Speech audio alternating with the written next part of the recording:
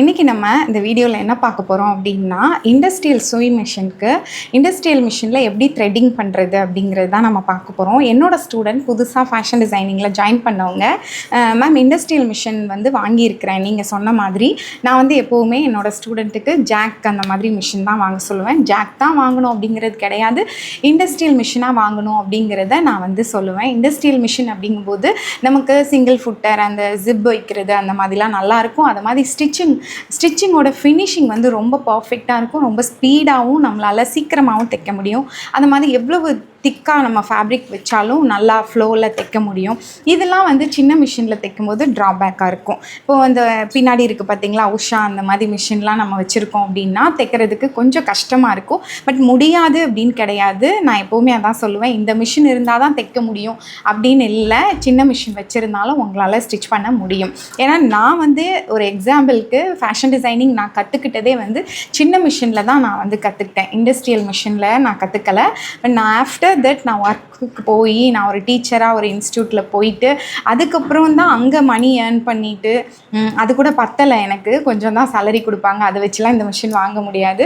But கம்மியான salary தான். But நம்ம எப்போவுமே ஒரு ஒர்க்குக்கு போகிறோம் இல்லை அடுத்த லெவலுக்கு போகணும் அப்படின்னா நம்ம என்ன செய்வோம், நம்மகிட்ட இருக்க ஜுவல்ஸ் வச்சு அந்த மாதிரி வாங்குவோம்ல, அந்த மாதிரி தான் என்னோடய மிஷினும் நான் வந்து வாங்கினேன். ரொம்ப நாள் ஆச்சு, ரொம்ப ஏக்கமாக இருந்தது எப்போ வந்து இண்டஸ்ட்ரியல் மிஷின் வந்து வாங்குவோம், இந்த மிஷினில் எப்போ ஸ்டிச் பண்ணுவோம். ஏன்னா நான் வந்து ரொம்ப ஆர்வமாக ரொம்ப நிறைய பேட்டர்ன்ஸ் அடிக்கடி எனக்கே ஸ்டிச் பண்ணி போடுவேன். வெளியில் ரொம்ப தைக்க மாட்டேன், பட் எனக்கு ரொம்ப தைப்பேன், வீட்டில் உள்ளவங்களுக்கு மட்டும் ஸ்டிச் பண்ணுவேன். அப்படிங்கும்போது எனக்கு வந்து ரொம்ப ஆசையாக இருந்தது ஜாக் மிஷின் வந்து வாங்கணும் அப்படின்னு சொல்லிட்டு. ஜாக் வந்து நமக்கு சர்வீஸ் வந்து கொஞ்சம் நல்லா கிடைக்கும் மற்ற மிஷினை விட. நான் வாங்கி வந்து 5 இயர்ஸ் ஆகுது, என்னோடய மிஷின் வாங்கி 5 இயர்ஸ் ஆகுது. இப்போ வந்து கொஞ்சம் ஃபால்ட்டெல்லாம் அப்பப்போ வந்துட்டுருக்கு, அவ்வளோதான் நினைக்கிறேன். முன்னாடிலாம் ஒரு டிவி வாங்கினா 20 வருஷம் 30 வருஷம் அப்படிலாம் ரொம்ப நாள் ஓடும். பட் இப்போ அப்படி கிடையாது பார்த்திங்களா, 2 வருஷம் 3 வருஷம், எப்போ என்றைக்கு வாரண்டி முடியுதோ அன்றைக்கி மறுநாள் வந்து டிவி ரிப்பேர் ஆகிடும். இது அவங்க செட்டிங் பண்ணி வச்சுருக்காங்களா என்னங்கிறது தெரியாது. அதே மாதிரி இந்த மிஷினுக்கு வந்து ஒரு 5 இயர்ஸ் தான் மேம் வந்து இதோட ஒர்க் டைம், லைஃப் அவ்வளோதான், வேறு மிஷின் வாங்கிடுங்க அப்படின்னு சொல்கிறாங்க நான் வாங்கினவங்க, சர்வீஸ் பண்ணுறவங்க எல்லாம். ஓகே, ஆனாலும் எனக்கு இது கொடுக்க மனசில் ஏதாவது மறுபடியும் சர்வீஸ் பண்ண, அது அந்தளவுக்கு வந்து ரொம்ப பேட் அப்படின்னு சொல்ல முடியாது. 5 இயர்ஸ் ஆகிடுச்சு. என்னென்னா ஒரு 1 hour அப்படி தைச்ச உடனே என்ன ஆகும்னா கொஞ்சம் கதற ஆரம்பிச்சிடும், நூல் கட் ஆகும், ஏதாவது ஒரு ஃபால்ட்டு வந்து பண்ணும், ஒரு ஃப்ளூவெண்ட்டாக தைக்க மாட்டேங்குது. இல்லை சர்வீஸ் பண்ணால் ஓகேவாக இருக்கும் அப்படின்னு நான் நினைக்கிறேன். நீங்கள் உங்களோட மிஷின் ஒரு 5 இயர்ஸ் ஆன மிஷின் நீங்கள் வச்சுருக்கீங்க, உங்களுக்கு ஏதாவது எக்ஸ்பீரியன்ஸ் இருக்கா, சர்வீஸ் பண்ணால் சரியாயிடும், இல்லை இவ்வளோ தான் இதுக்கு டைம் அப்படி ஏதாவது உங்களுக்கு தெரியும் அப்படின்னா நம்மளோட கமெண்ட் பாக்ஸில் கமெண்ட் பண்ணுங்கள். இந்த மிஷினோட லைஃப் வந்து எப்படி இருக்கும். நான் வச்சுருக்கிற மிஷின் வந்து ஜாக் ஜாக் A2. இப்போ வந்து அதுக்கு ஜாக் A2B அப்படின்னு வந்திருக்கு. என்ன அந்த A2வில் ஸ்பெஷல் அப்படின்னா த்ரெட் கட்டர். நம்ம வந்து தனியாக சிசர்ஸ் எடுத்து கட் பண்ண வேண்டாம், இதுலேயே வந்து கட்டர் வந்து ஃபிக்ஸாக இருக்கும். அப்போது அடிக்கடி பெரிய long frock, party wear, bridal gown அந்த மாதிரி ஸ்டிச் பண்ணும்போது ஃபேப்ரிக்கை எல்லாத்தையும் எடுத்து நம்ம ரிமூவ் பண்ணி ஸ்டிச் கட் பண்ணணும் அப்படின்னு அவசியம் இல்லை. காலில் ஒரு ப்ரெஸ் கொடுத்தா போதும், நமக்கு கட் ஆகிடும். ஒரு அட்வான்ஸ்டு செட்டிங் தான். என்னென்னா இந்த செட்டிங்க்கு 3000 எக்ஸ்ட்ரா கேட்பாங்க. இப்போவும் அந்த மாதிரி தான். இப்போ லேட்டஸ்ட்டாக 28,000 சொல்லி 26க்கு வாங்கியிருக்கதா என்னோடய ஸ்டூடெண்ட் வந்து சொன்னாங்க. ஓகே, நான் சஜஸ்ட் பண்ணதுனால இந்த A2Bயே வாங்கிட்டேன் அப்படின்னு சொன்னாங்க. எனக்கு பிடிச்சிருக்கிறதுனால நான் அதை சஜஸ்ட் பண்ணுறேன். பட் ஷாப்புக்கு போனால் அவங்க என்ன சொல்லுவாங்க அப்படின்னா, இது வேண்டாம், F4 வாங்குங்க, F5 வாங்குங்க அந்த மாதிரி சொல்லுவாங்க. பட் எனக்கு இது பிடிச்சிருக்கு, அதனால் நான் உங்களுக்கும் இந்த மாதிரி த்ரெட் கட்டர் மட்டும் எக்ஸ்ட்ரா வரும், வேணும்னா வாங்கிக்கோங்க அப்படிங்கிறது தான் நான் சொல்லுவேன். எனக்கு இது பெனிஃபிட்டாக இருக்குது, கன்வீனியண்ட்டாக இருக்குது இது அப்படிங்கிறதுனால நான் இதை வந்து சொல்லுவேன். நீங்கள் என்ன மிஷின் வச்சுருக்கீங்க அப்படின்னு கமெண்ட் பண்ணுங்கள். இன்னும் சீக்கிரத்தில் நீங்கள் யாரெல்லாம் சின்ன மிஷின் வச்சுருக்கீங்களோ அவங்க இண்டஸ்ட்ரியல் மிஷின் வாங்கி தைக்கணும் அப்படின்னு நான் உங்களை வாழ்த்துறேன். நிறைய பேருக்கு அது ஒரு ட்ரீமாக இருக்கும். இப்போ எனக்கு எவ்வளோ ட்ரீமாக இருந்தது தெரியுமா, எப்போண்டா வாங்குவேன், எப்போ இண்டஸ்ட்ரியல் மிஷின் வாங்குவோம் அப்படின்னு சொல்லிட்டு. நம்ம ஒன்று 24 மணி நேரம் அதில் உட்காந்து தைக்க போகிறதில்ல, பட் அதை வாங்கி அதை ஃபீல் பண்ணி நம்ம ஸ்டிச் பண்ணி நம்ம நினைக்கிறதெல்லாம் கொண்டு வரணும். இப்போ ஒரு ஜிப் வைக்கணும்னா சின்ன மிஷினில் தைக்கிறது ரொம்ப கஷ்டமாக இருக்கும். அப்போ அந்த மாதிரி நம்ம நினைக்கும் போது ஒரு நெக்ஸ்ட் லெவல் போகிறதுக்கு நமக்கு இது வந்து நல்லாயிருக்கும். இப்போ நீங்கள் வந்து உங்கள் வீட்டில் இந்த பெடல் மிஷின் தான் வச்சுருக்கீங்க அப்படின்னா, உங்கள் நல்லா கற்றுக்கிட்டீங்க அப்படின்னா கண்டிப்பாக நீங்களும் அதை வந்து எதிர்பார்ப்பீங்க. அப்போ அதனால தான் நான் சொல்லுவேன். இன்னொன்று என்னென்னா, முன்னாடிலாம் இண்டஸ்ட்ரியல் மிஷின் வந்து பிகினர் ஃப்ரெண்ட்லி கிடையாது. கால் ப்ரெஸ் பண்ணால் வேகமாக ஓடும். அவ்வளோ வந்து இந்த பம்பு செட்டில் தண்ணி எவ்வளோ ஃபாஸ்ட்டாக வந்து அடிக்கும் அந்த மாதிரி வந்து இந்த மிஷின் வந்து ஓடும். இப்போ என்கிட்ட நான் அந்த மிஷின் முன்னாடி தான் உட்காந்துருக்கேன். அதனால தான் நான் கீழே பார்த்து பேசிகிட்டு இருக்கேன். ஓகே, இதுதான் இந்த மிஷின் தான் என்னோடது. கொஞ்சம் பின்னாடி தள்ளி உட்காந்துருக்கேன். இந்த மிஷின் வந்து என்ன சொல்லிகிட்டு இருந்தேன், முன்னாடி உள்ள இண்டஸ்ட்ரியல் மிஷின் எப்படின்னா, பம்பு செட்டில் மோட்ரு போட்டோன்னே எவ்வளோ ஃபாஸ்ட்டாக வந்து தண்ணி நம்ம மேலே ஒரு ஃபால்ஸ்லேருந்து அடிக்கிற மாதிரி அடிக்கும். அந்த மாதிரி அடிக்கும். அதை ஹேண்டில் பண்ணுறது ரொம்ப கஷ்டமாக இருக்கும். பட் இப்போ அப்படி கிடையாது. நம்ம வீட்டு பைப்பை திறந்து விட்டேன் எப்படி மெதுவாக தண்ணி வரும் அந்த மாதிரி தான் இது. அப்படியும் வச்சுக்கலாம், ஃபாஸ்ட்டாக வைக்கிறதும் வச்சுக்கலாம். எல்லாமே நம்ம காலில் இருக்க கண்ட்ரோல் தான்.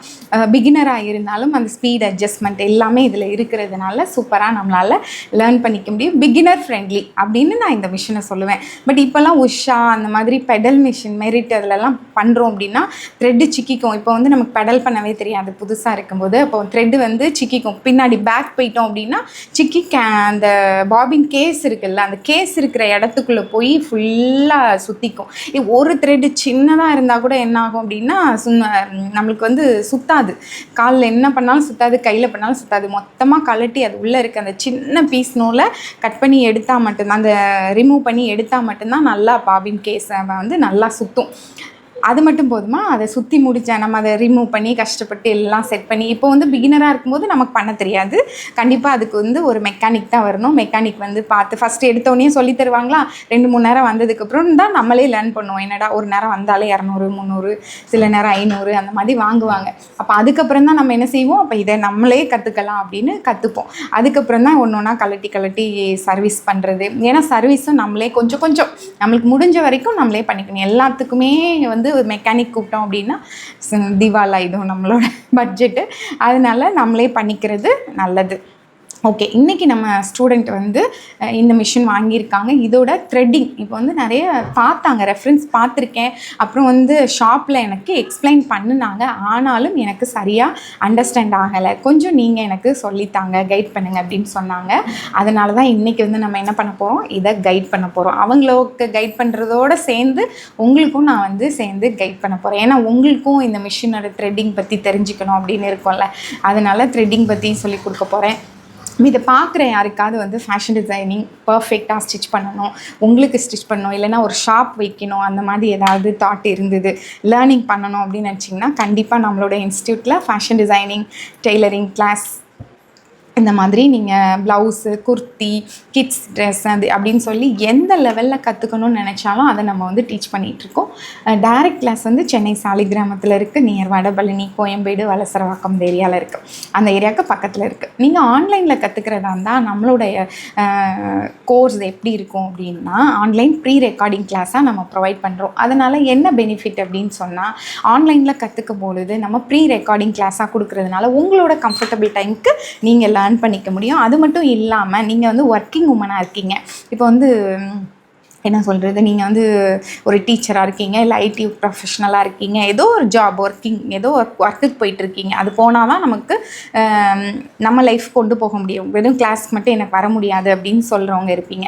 அப்போ அந்த மாதிரி இருக்கிறவங்க நீங்கள் என்ன செய்யலாம், நம்மளோட ஆன்லைன் கிளாஸ் எடுத்துகிட்டு நீங்கள் 9 to 5 ஜாபாக இருந்தால் ஆஃப்டர் நீங்கள் நைட்டோ எப்போது நீங்கள் ஃப்ரீயாக இருக்கீங்களோ டெய்லியுமே லேர்ன் பண்ணலாம். இல்லை நான் வந்து வீக் டேஸ் ஃபுல்லாக ஃப்ரீ அப்படின்னா வீக்கெண்டில் நீங்கள் எப்போ டைம் கிடைக்கும் அப்போல்லாம் போட்டு பார்த்துக்கலாம்.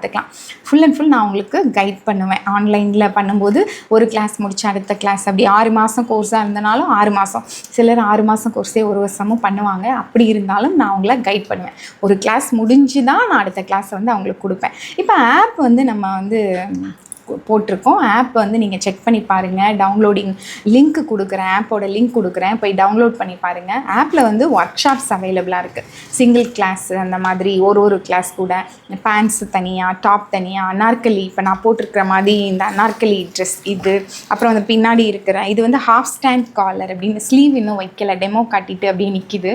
இன்னும் கொஞ்சம் ஸ்டிச்சிங்லாம் பேலன்ஸ் இருக்குது. அந்த மாதிரி ட்ரெஸ்ஸஸ் இப்போ நான் போட்டிருக்க மாதிரி இந்த அனார்கலி வித் இந்த மாதிரி சர்க்குலர் ஸ்லீவ் அப்படின்னு சொல்லுவோம், அம்பர்லா ஸ்லீவ்னு சொல்லலாம், சர்க்குலர் ஸ்லீவ் அப்படின்னு சொல்லலாம். இது 2 லேயர்ஸில் வச்சுருக்கேன் பாருங்கள். இந்த மாதிரி இங்கே பாடிஸில் வந்து பிரின்சஸ் கட் போட்டு பண்ணுறது. இந்த மாதிரி கீழே ஸ்கர்ட் வந்து ஃபுல் சர்க்குலர் வந்து மெயினாகவும் உள்ள லைனிங் வந்து செமி சர்க்கிளாகவும் கொடுத்துருக்கேன். இந்த மாதிரி நிறைய டெக்னிக்ஸ் நார்மல்ஸ்லேயும் நீங்கள் ஸ்டிச் பண்ணிக்கலாம். இந்த மாதிரி கிளாஸஸ்லாம் அவைலபிளாக இருக்குது, கண்டிப்பாக செக் பண்ணி பாருங்கள். அப்புறம் நம்ம இப்போ வந்து த்ரெட்டிங் போகலாம். த்ரெட்டிங் ரொம்ப நேரமாக அதாகிட்டுருக்கு, எப்படி பண்ணுறது அப்படின்னு நம்ம வந்து பார்த்திங்கன்னா இந்த நூல் வந்து இங்கே போட்டிருக்கோம். இது வந்து நம்ம வந்து நூல் பாபினில் சுற்றணும் அப்படின்னா இதை யூஸ் பண்ணிக்கலாம். நூல் வந்து போட்டிருக்கோம் அப்படின்னா இதை வந்து நம்ம வந்து யூஸ் பண்ணிக்கலாம். நூல் போடும்போது இதுவும், நூல் சுற்றும் போது இதையும் நம்ம யூஸ் பண்ணிக்கலாம். இப்போ இதுலேருந்து பார்த்தீங்கன்னா பேக் சைட்லேருந்து எடுத்து முன் பக்கமாக நான் வந்து கொடுத்துருக்குறேன் இந்த நூல். அப்புறம் அப்படியே இங்கே வாங்க, இங்கேருந்து வந்திருக்கிற இந்த நூலை பார்த்தீங்கன்னா நான் ஒரு இதில் தான் போட்டிருக்கேன். 3 இதுலேயும் இப்படி சுற்றி சுற்றி போடுறதுக்காக இது கொடுத்துருக்காங்க. பட் 1ல் போட்டாலும் போதும். நான் எப்போவும் ஒரு இதில் தான் போடுவேன், ஒரு ஹோலில் தான் போடுவேன். அது மட்டும் இல்லாமல் இப்போ இங்கே பார்த்திங்கன்னா அங்கேருந்து சுற்றி வந்துட்டு இங்கே ஒரு நாப் மாதிரி இருக்குது, அதுக்கு போடுவேன். அதுக்கப்புறம் அங்கேருந்து நேராக இங்கே வந்து போட்டிருக்கேன்.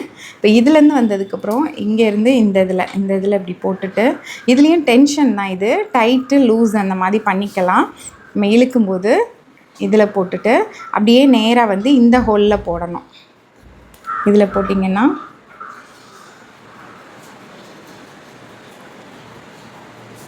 இதில் போட்டுக்கலாம். இதுலேருந்து இங்கே போட்டிருக்கேன். அதுக்கப்புறம் இங்கேருந்து வந்து பார்த்திங்கன்னா இதையும் டென்ஷன் அப்படின்னு தான் சொல்லுவோம். இப்படி போய் இப்படி வந்துட்டு இதில் வந்து ஒரு நாப் மாதிரி இருக்கும் உங்களுக்கு. இதில் வந்து இந்த நாப் மாதிரி இருக்கா, இதில் வந்து இப்படி போட்டு கீழே போகணும். கீழே போயிட்டீங்க அப்படின்னா இது ஒவ்வொரு நேரம் தைக்கும்போது இந்த மாதிரி மூமெண்ட் வந்து அதில் இருக்கும். இப்போ இதிலேருந்து இந்த எல் மாதிரி கம்பி தலைகீழ இருக்குது, இந்த தலைகீழ உள்ளதில் போட்டு அப்புறம் இப்படி உள்ளே கொடுத்தீங்க அப்படின்னா இதுக்குள்ளே மாட்டிக்கும். அடுத்தது அப்படியே வந்து இங்கே பார்த்தீங்கன்னா இதில் ஒரு இது இருக்குது, இருக்குது பாருங்கள், இந்த அட்ஜஸ்ட்மெண்ட். இது கண்டிப்பாக போடணும். இதில் போடலைன்னா தையலே விழாது. இதுதான் ரொம்ப இம்பார்ட்டண்டானது.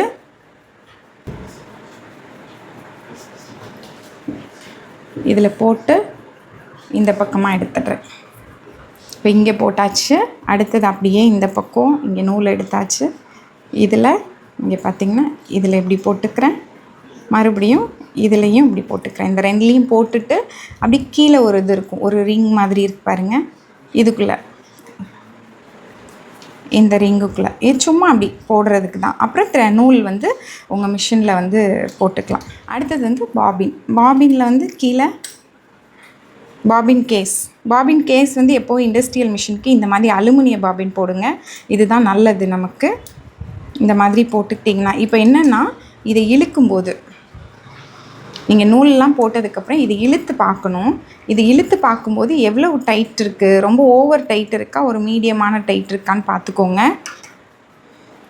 இது இழுக்கும்போது நீங்கள் அந்த நூலை வந்து இப்படி இழுத்து பார்க்கணும். இப்படி இழுத்து பார்க்கும்போது ஓரளவுக்கு கஷ்டம் வரணும், ரொம்ப ஓவர் டைட்டாகவும் ஓவர் கஷ்டப்பட்டும் வரக்கூடாது. அப்போ மீடியமாக உங்களுக்கு வந்து வரணும்.